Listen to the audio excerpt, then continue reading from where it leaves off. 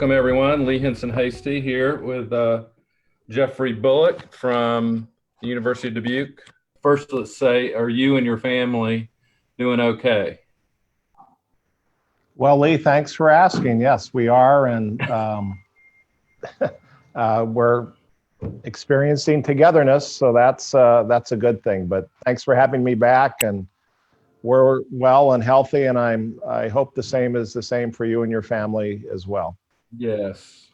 Yeah, my daughter has been wonderful. The whole family has, but she's been cooking for me and training me and all kinds of things. So I may come out of this pandemic all the healthier for this. I'm All hoping right. that. All right. That's good. We'll see. We'll see. It's a lot of fun. For those of you who don't know Jeffrey, he's actually, although he's one of the youngest presidents of one of our theological schools, and also he actually is the only president also of a college and university too. He is one of the longest serving and in our Presbyterian Church seminary world, and brings lots of experience. I actually have been reading in thinking about this conversation, a book you gave me, I think some years ago. It's The Child of the Church. It's the history of University of Dubuque from 1852 to 2008. And I've been especially focused on the chapter starting in about 1996 when you were brought on as dean, but of the theological school then. But before I go there, let me say Jeffrey is a pastor. He's a spouse. He's a dad of 3 boys. He's a former quarterback of the football team. He is a child of Iowa who then went to the West Coast and got some schooling, went to the East Coast to Pittsburgh and got his MDiv, did his PhD from the University of Washington. Little quick side note, the University of Washington, I want to come back to. I'd like to talk about Boys in the Boat, or if it can come up somehow or another. Yeah. I'll send you some, that would be just a bonus. But speech and communication and homiletics. But he is a leader. He's one of these people in the community of the Committee on Theological Education and the theological education world in the PCUSA that people just go to because he's so wise and leads so well. And I pointed to the history. In 1996, when you came on board in the summer at the University of Dubuque as dean of the seminary, it was at a tenuous time. Enrollment was starting to lag, even though financial aid was up. The nursing program closed around that time, not long after. There was a lot of uncertainty. But in the midst of that, you were brought on and things have just thrived in so many ways. If people don't know, go and visit the website of the University of Dubuque, learn about their strategic thinking and their visioning, which is how it really started. That goes to Jeffrey. But it also, I realized I had not read this until yesterday about your installation as dean at Westminster Presbyterian Church in Dubuque. You preached a sermon. And in that sermon, and I was drawn to this because I'm a sailor, you used a story about a deckhand who was called upon to climb to untangle a line. The climbing deckhand would be fine if he kept looking up, but if he looked down, there would be tragedy. And what you were saying is during turbulent times, it's easy to become fearful. And I'm thinking we're in a turbulent time right now. Again, more broadly, not just at the university. It's easy to become fearful and become frightened if we focus below, but you called on those gathered in the school to focus above. And the president then used that, I think, as a mantra. Look up, stay focused on more heavenly theological things, stay focused on your mission. And I just want to say thank you, because it's a witness to the church and the world that when you're scared, keep looking up. And I think you keep doing that, Jeffrey. And I think it's you can be helpful to us in this time to think about people who are scared and fearful of what the future holds. So I don't know if you remember that sermon, but Oh, I do. I do. Yes. Yeah, it was a long time ago. It was a long time ago. Yes, we were. Well, thank you, Lee, for that very gracious introduction. It's true. I started here in 1996 as dean of the Theological Seminary, and it was kind of an unlikely set of circumstances that landed me here. It was probably only 3 weeks into our time here as dean of the Theological Seminary when the president that was part of the hiring process that called me here retired, and I didn't know that was coming. And so I can remember calling Dana, my wife, who was back in Pennsylvania at a wedding anniversary. Wow. And saying, well, dear, it's probably a good thing we haven't unpacked our bags, because I have a feeling we'll be on the road again. And the acting president, the board installed an acting president, the chair of the board, a person by the name of J. Bruce Merriweather, who became a mentor and is to this day a very close friend. And I remember my second meeting with Mr. Merriweather. He was a retired banker. He just retired. He had very proud of the fact that he had perfect Sunday school attendance in his Presbyterian church in Southern Illinois, and he brought the medallions in to prove it. I remember my second meeting with him when this announcement was made. I said, well, Mr. Merriweather, you don't really know me that well, but I'm sure you're going to want to bring your own people in, and I understand that. And if you give me a little time, I'll find another place to be. And he said, well, what are you talking about? And so I reiterated what I said, and he looked at me, just squarely looked at me and said, Jeffrey, he said, your job is to build the best seminary you can build. And I can remember looking at him and saying, well, do you mean that? Because if you mean that, I think we can do that, but I need to know that you mean that. And well, he said, of course. And anyway, that was how we started. And in those years, as today, the seminary continues to be strong and solid. The college at that time, and you're right, Lee, we're the only school in the denomination that's both a college and a theological seminary. We were founded as a seminary for about the first 50 years of our existence, but in those years, the college was really struggling. And thankfully, the seminary was strong and provided excellent leadership. And then after 2 years and several approaches, the board asked me to think about becoming president. And I really was not truthfully interested. And I said, I actually politely declined on 2 different occasions. And finally, the third occasion, Mr. Merriweather had Dana and me up to his northern Wisconsin lake home, and we had a long talk. And it was pretty clear that there was a call there, but you know, it was a strong call, but it was an uncertain situation. Let's put it that way. So that's what I walked into. And if in the book you know that I think my first year we had a lawsuit with our college faculty. They had the first death in our aviation program, and there were all kinds of financial problems on top of a few other things. So it was an interesting beginning. I actually, even though I was installed as dean of the seminary, I've never, not many people know this, but I was never inaugurated as president. We looked at a date, and it kind of seemed like first of all, we didn't have the money to host a decent one. And secondly, why provide a venue for people to protest? So I guess I'm an imposter president, and I'm quite okay with that.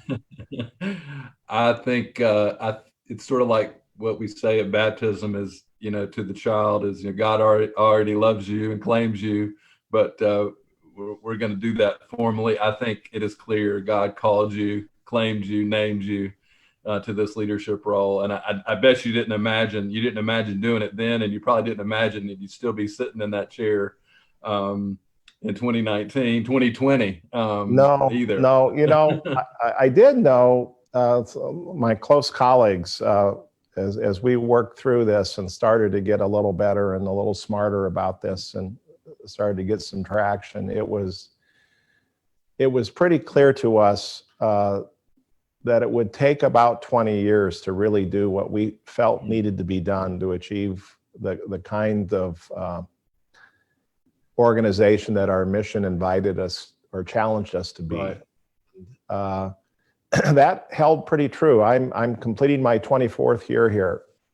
Wow. And there's still, I think my 22nd as president, and there's still a lot of work to do. But yeah, I'm just so grateful for our team and for our organization and for this mission and for, especially during this time, Lee, it is a little like boys in the boat. Is this group is all rowing together. I mean, it was like, prior to this thing, COVID-19, you have some little dust ups here and there in various departments because we're human.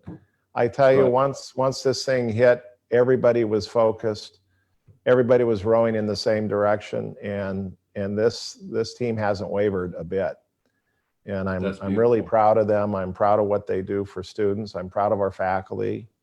I'm really proud of our staff and our support staff and just the entire team. So it's really a privilege. I gotta ask you, since you took my bait and used the analogy. I started to think, and I know you were a quarterback before. You probably have some of that in you. Not a very good one, by the way, but. But I wonder, in the boat, do you see yourself? My son just started rowing this year. He's really grieving. He's not being able to compete. And he's taught me a little bit. Like, he's like the 6th or 7th person. He called it the engine room. I don't know all the different roles. But where do you see yourself in the boat? Are you in the coxswain, calling it out? Are you there rowing? I kind of picture you rowing somewhere. Yeah. In team. No, well, first, I really, I'm glad Garrison's rowing. I mean, it's a beautiful sport. I think it's just an elegant, beautiful, very, very, very physically taxing sport, and it's something you can do your entire life. Right. I regret not getting involved in rowing when I was out on the West Coast. Washington had a great team, but there were a lot of club teams, and it's just a beautiful sport. That's one of my goals here, actually. I'd love to get a crew team here someday, although I don't know if that'll ever happen, but you never know. There are investors all the time. Crew and field hockey. Crew and field hockey. That'd be great. No, I think I see myself as a rower. Our motto is, our school motto is Mancherlei Gaben und ein Geist. It's German for various gifts and one spirit, all serving the church and the world. And I believe we've all been endowed with certain gifts, and that we're to use those gifts in whatever position in the shell we're best suited for, and we're to use those gifts for the glory of God and to bear witness to this good news that this mission offers for all of our students, regardless of background, regardless of socioeconomic status, that we all have work to do, we all have a position, we all have responsibilities, and if we do them together, then we're serving students the way that we're intending to serve them. I don't know if folks who are watching, and we have a number of folks, Rose Niles and Leanne Van Dyke, one of your colleagues, president of hi Leanne, hi Rose. David Cortez Fuentes, Chip Hardwick, among others. You really, and I've always experienced this way. You are being you right now. I've been in just one-on-one with you. There's a calm to you. There's a centeredness to you. I guess there's a focused upward for you. even in the midst of storms, even in this crazy stuff, you have a sense of humor. It seems to me, and I know pastors out there and church leaders in general, people are scared. I mean, you were telling about all the different things that were kind of the dominoes that seemed to be falling early on at Dubuque that were pointing the wrong way. You Right. probably woke up some nights thinking this is over, but you always, and even just a minute ago, returning to the motto, you always seem to be mission, vision focused. Do you think that's part, I mean, and theologically focused? I mean, so in this pandemic, is that part of what makes this, you would say what will keep us faithful? Because I know that's what it's about, being faithful Right. as well as being successful. Yeah, that's a good question. I go back to that earlier conversation with Mr. Merriweather, and one of Bruce's great contributions to the university was reestablishing a mission that mattered, that was purposeful. And that was one of the conditions, honestly, of accepting the presidency for me. And a lot of people treat mission statements as just part of a strategic plan, and but around here you'll see it everywhere. I still have the original sign in my office that I used to keep in my conference room, and it was on a wall where everybody could see it, and it just said, "It's about the mission, ... period." And so what's interesting about that is we make decisions around the mission. We hire and call people around the mission. We're navigating our way through this pandemic, looking to our mission to guide us. For example, there, as we all know, and one of the things that's just terribly frightful for people is that an enormous number of people have lost their jobs and are just understandably terribly frightened. This is devastating. This is worse than the Great Depression. And there are some companies, unfortunately, that really take advantage of that. I have to say, around here, many of the companies with whom we work and interface are so driven by their cultures and so kind of sacrificial for their people that we just haven't seen a lot of that. A lot of the local ownership companies are very focused on keeping people positive, keeping people employed. If we need to do a shared sacrifice to meet our bottom line, we're going to do that. That's right. Just what we do. Now, that doesn't excuse either poor behavior or substandard performance by employees. We have high expectations for everyone around here because the mission is a really high goal and stretch for us. So, but we're really committed. We believe that organizational culture trumps organizational strategy every time. Mm-hmm. And so we're really investing in this time in our organizational culture. So we communicate a lot. We reach out to each other a lot, and we know that we are going to get through this because we have a strong culture and because God has a purpose for us. So, it's not going to be easy, and there will be something like this again. And that's life, and that's a life of leadership, actually. Right. Whether you wanted it or not, right, is not something you were necessarily, but what you're called to. Exactly. And I really do. I think if I were serving a congregation now, Lee, I really think more, as I think about this, I mean, it's moments like this is what we are designed for. As the church. I mean, that's hopeful. I agree.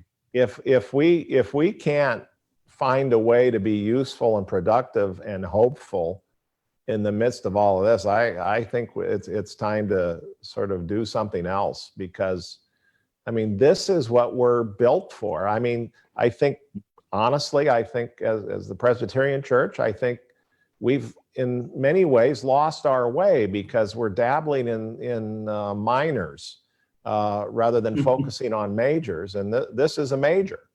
And this is the time when we should really shine. And because we have something to say and we have something to do. And we have, an opportunity, again, to point people in a direction that's hopeful rather than fearful.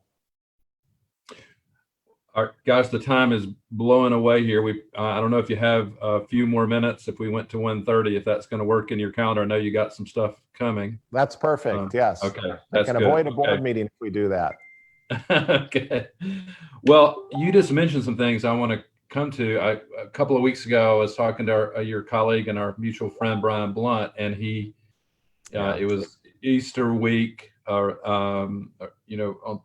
right before Easter, right after Easter, I can't remember, but we were talking, he was talking about he knows the end of the story.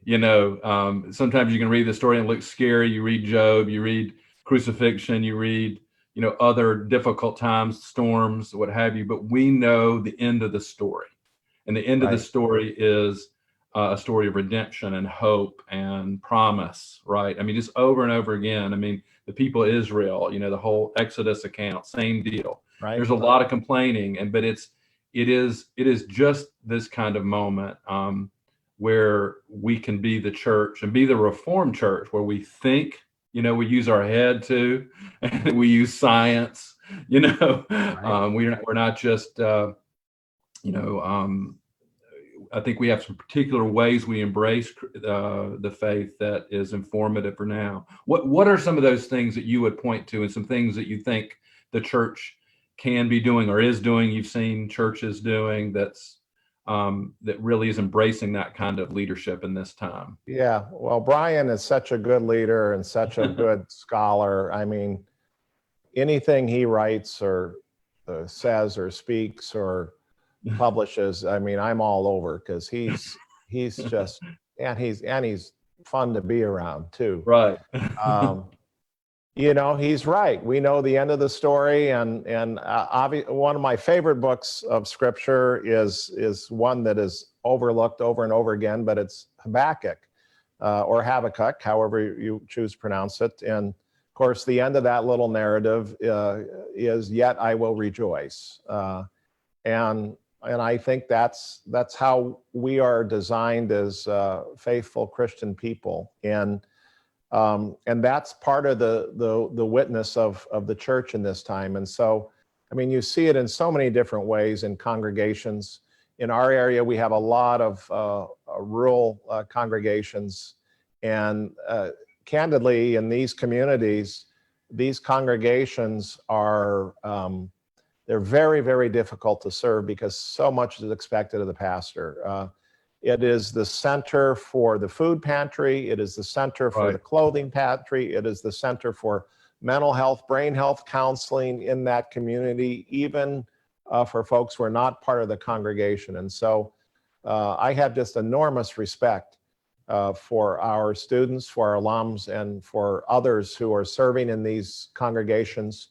And in lots of ways, they're excelling during this time because, I mean, we know how to do distancing, right? I mean, because if you're in the middle of South Dakota, there isn't anybody within a 15-mile radius. And so you know how to operate, you know how to develop relationships online. And so I'm really proud of what our students are doing and what our alums are doing. And, even though this work is enormously challenging and taxing and takes a physical and a mental and emotional toll, I really do believe that the work in pastoral ministry is even more challenging because there are so fewer resources available.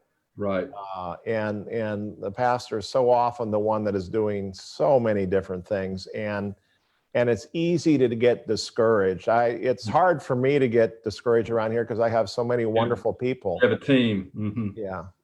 But so I really respect what's happening in pastoral ministry. Well, you point to, though, I mean, and this is, I think, a gift of the Reformed tradition, the Presbyterian Church in general, is, the pastor is the moderator of the session, and there is a team, and that's important to bring that team together. I talked to two pastors in Oregon, co-pastors, and they talked about, even within their session, they created an administrative commission to make decisions fast. I mean, finding your team is important. And by the way, this event is the reason we did it, is to be a resource to those kind of congregational leaders, to let them know they're not alone, and we're here with them too. One other little thread I wanted to make sure we discussed: you were the University of Dubuque and the Theological School was an early adopter to distance education, right? So when everybody's going online now, you've been online since before technology got easy, and I suspect the transition has been more seamless for you, and just a tremendous resource. If folks don't know, University of Dubuque, I think one of the first two ATS accredited theological schools accredited with the online distance program. It's a hybrid, or has been. I'm not sure what y'all are going to do with that now, but you're an early adopter. I think that's a great resource even now. It is, Lee. We've been doing this over 15 years. We started with a grant from the Lilly Endowment years and years ago, and ATS was suspicious, and nothing good could happen with online theological education. And what we've been able to demonstrate year in and year out is that our outcomes are equal to or superior to many, many, many residential programs. We have students we are the most diverse seminary in the country right now. We have students from over 30 states, 10 countries. 15% of our population are from new, emerging, underrepresented demographics, and it works for us. It's a hybrid program, so we have students here once or twice a year, really intensively online, obviously, and I think one of the reasons this works is because students are actually practicing ministry in residence, in their congregations, as well as reflecting. And on top of that, we started a new program called the YAM program, the Young Adult Ministry Program. And so we look for 4 to 5, usually younger students out of college, will commit to 4 years, that will be involved in our undergraduate program, also be involved in our theological education offerings, and that has really served us well too. So we're a very interesting place. I really admire what's happening in the Presbyterian related theological schools. There are just so many really wonderful things that are happening. These are what people don't realize. These are not cookie cutter institutions. No. They're all unique in bringing something, and you bring something. One of my favorite things, I think you know what I'm going to say, is you're our only theological school with a football team. That's right. Yes. So, can you go to the seminary and have some eligibility and play? Is that? Yes, you can actually. We've had seminarians who haven't played football. Had I known, I had 2 years of eligibility. Had I known that was still a possibility, I would have played. But no, we've had seminarians on our tennis team. We'd had seminarians on our golf team, which is awesome really to do seminary. But it's possible. All things are possible, Lee. All things are possible. Well, listen, our time is wrapping up. I hate for it too, because I always have so much fun with you. And I know I see the comments. People are saying things like quotable quotes, Stanley Ott saying it's good to see you, among others. My Presbyterian, Laura Lupton, Chris White, others. Thank you for joining us, and others who'll follow later. Let me just say once again, thank you for the kind of culture that you create and you have created there at University of Dubuque that is viral. I be careful of that now, but it's a gift, because it's very much theologically and focused, Christ-centered. That's been one of the turns that the university really made, that created, really opened up and created some flourishing, and you've been right in the center of that. Thank you for really giving a good chunk of your life and your family to that mission, and just the hundreds and thousands of people, the ripple effect that it's had, and your willingness to take some chances, like with distance education. And I know you went in skeptically at first, but I mean, and but you've been willing to take some chances. It's a real witness. I encourage everyone to go and find out more about the university. I think there are a couple of drone sort of tours. The campus has just had a transformation. That Performing Arts Center is amazing. The new quad that's come together, it's just an amazing thing. And I'm just grateful for you and who you are. And I wonder if you would close us with a charge or benediction or both. Would that be possible? How about an offering? that can, you That's can do your that role. too. No, what I do want to say, I'm happy to do that, Lee, but I want to also, for everybody that's watching, I want to thank you for your role in Presbyterian theological education. I miss you as in the Committee on Theological Education, but we're really grateful for your role in the foundation and for finding investors in this very important work of theological education. And there really isn't a better person in the country to do it than you. You do it very well. You're persistently. It's impossible not to like you, and that is a very good trait for a person who's doing what you're doing. So my charge, first of all, would be to thank you, and I want everyone to thank you. But my charge to all of us, it would be simply to be people of hope, because as Brian has let us know, we know what the last chapter is. And so let's continue to be people of hope, and let's be purposeful and focused, and understand that the best is yet to be. So thank you.